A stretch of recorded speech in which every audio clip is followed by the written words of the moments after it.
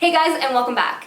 I am going to be doing a voiceover for the tutorial portion of this video because El Nino has struck Los Angeles, so it is pouring outside. I don't know if you can hear the background noise right now, but it is raining really hard on and off, and it's way too loud. So I am going to be doing a voiceover, but I obviously wanted to give an introduction to the video.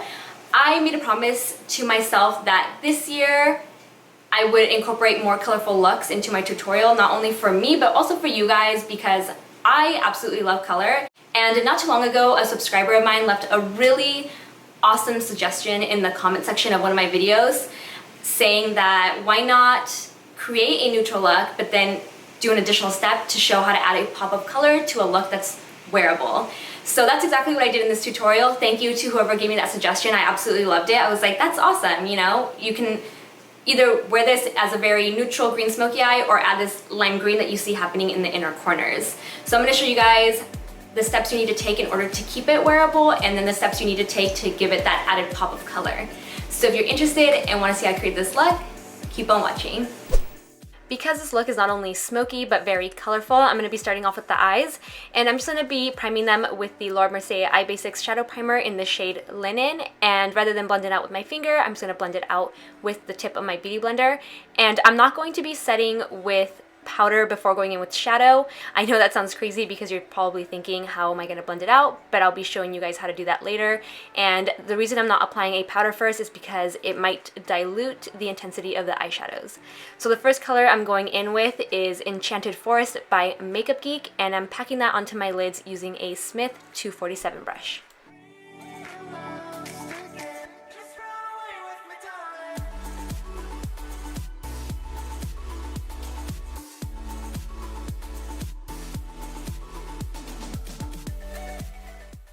The next color I'm using is High Tea, also by Makeup Geek, and I'm applying that to the crease using a Smith 230 brush. I really love this shadow because it definitely has a green undertone, but it looks almost like a smoky gray. So it's a perfect complementary color to the dark emerald green that's on the lid. Before blending out my eyeshadow, I'm going to be dipping my Sigma E40 brush into some loose powder, the same powder that I'm going to be using to set my face later on. It's the Shine Free loose powder from Maybelline, and I'm going to use that to help blend out the edges of the shadow.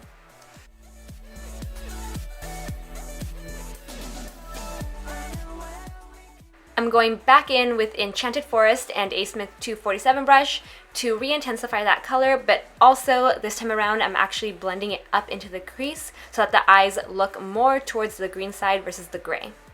If you don't want the eyes to look that green, you can skip this step and then just add some more of the High Tea shadow to the crease to make the shadow look a little more blended. And again, I'm just doing some more blending, but this time with a Smith 232 brush. It's tapered so I can be a little more precise versus the Sigma E40 brush. I'm going to be filling in my upper and lower waterline with a green eyeliner, but for a more wearable option, feel free to use a black eyeliner instead. Or if you want another option, feel free to use no eyeliner at all because the eyeshadow itself is a statement piece.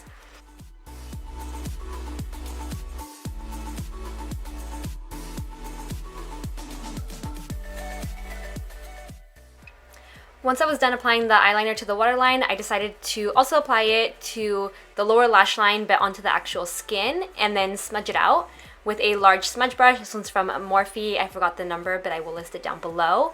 And then to help set that liner and make sure it doesn't crease up or move around from that area, I also picked up High Tea, the color that's in the crease, and applied it directly over the eyeliner to help blend it out, help set it, and I'm doing it all with that same Morphe smudge brush.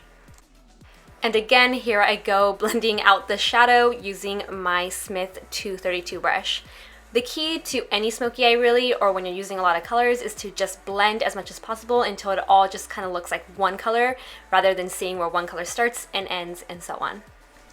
If you don't want to add any additional color, you would leave the eyes here, but if not, we're going to be adding some lime green. I'm using Fuji by Makeup Geek. It's really pretty because it's more of a matte lime green versus a sparkly lime green, and I'm applying it to the bridge of the brow, more towards the inner part of the nose, using a Sigma E39 Buff and Blend brush.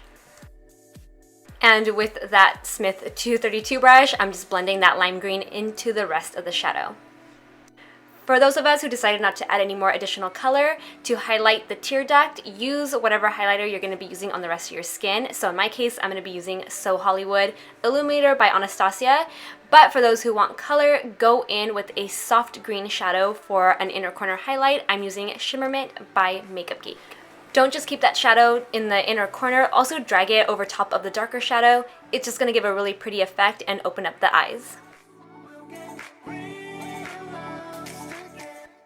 And that wraps up the eyes. I'm just going to be applying a light coat of Roller Lash Mascara from Benefit and then apply a pair of false lashes. I'm using my favorite lashes that I always use, which are the Flutter Dimensional Lashes in the style Paris.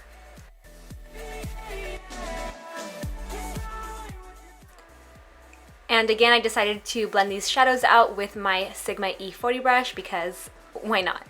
And before going in with foundation, I'm going to be applying a cream highlighter to the high points of my face. I'm using the Becca Shimmering Skin Perfector in the poured formula. The shade is Moonstone. And I'm using a Zoeva 110 brush to buff that into the skin. Now I can go ahead and apply my foundation over top of the highlighter and onto the rest of my skin. I'm using my favorite foundation, which is the Kogan Do Aqua Foundation. I'm mixing together shades 123 and 143 together to customize my shade, and then blending it out with a beauty blender.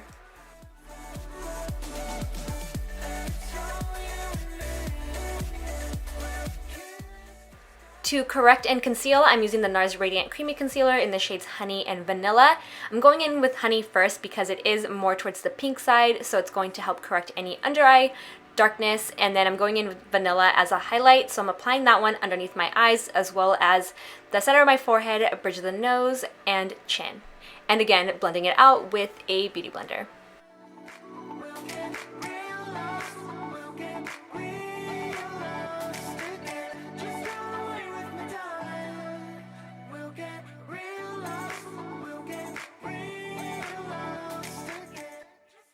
I'm going to be using that same Maybelline loose powder that I used earlier to help blend out my eyeshadow to set my concealer and foundation, and I'm using that same damp beauty blender that I used to blend out my foundation and concealer to press the powder into my skin, especially the areas where I get a lot of creasing, like underneath the eyes, the nose, and around the mouth.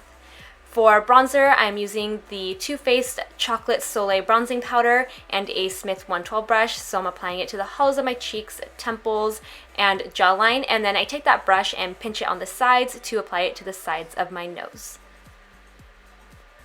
For a highlight, I'm using the Anastasia So Hollywood Illuminator, the one I recommended you could use for a tear duct highlight, and I'm using that same Smith 112 brush to apply it to the high points of my face, exactly where I applied the cream highlighter. I'm using a lot less of this product because of the fact that I already applied a cream highlighter to my skin. And then to finish off the rest of the face, I'm just adding a touch of Orgasm Blush from NARS, and that same Smith 112 brush. To make sure everything on the skin looks really soft and well blended, especially when rocking a really intense eye look like this one, I'm taking a large fluffy brush. This is the Sigma F30 brush and just blending everything together. And of course, here I go blending the shadow out one last time. I could have skipped showing you guys these steps, but I figured I would show you how much I actually blend my eyeshadow so that you know what it is I do exactly to achieve this look. Now I'm just doing some final touches that I seem to always forget. I'm adding some clear brow gel to hold my brows in place, and I'm also applying some of that Roller Lash Mascara to my lower lashes. For the lip, I decided to go with something that was nude, but still a little more towards the taupey side. So because of that, I went with Liar Lip Liner from Urban Decay to bring some life to the lips. I'm also going to be using my finger to really just blend it into the lips so you can't tell that I have a lip liner on. And then I went in with NYX's matte lipstick in the shade Butter, which is like a taupey gray nude lip, which is totally complementary to this eye look.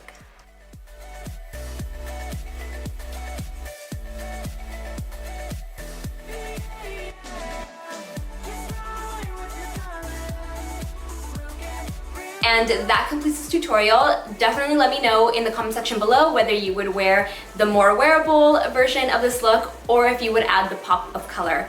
Also, let me know if you want to see more colorful looks and what specific colors you would want to see incorporated into a makeup look so I can create those tutorials for you guys. If you enjoyed this video, make sure to give it a thumbs up and don't forget to subscribe. So I see you in the next one. Bye guys.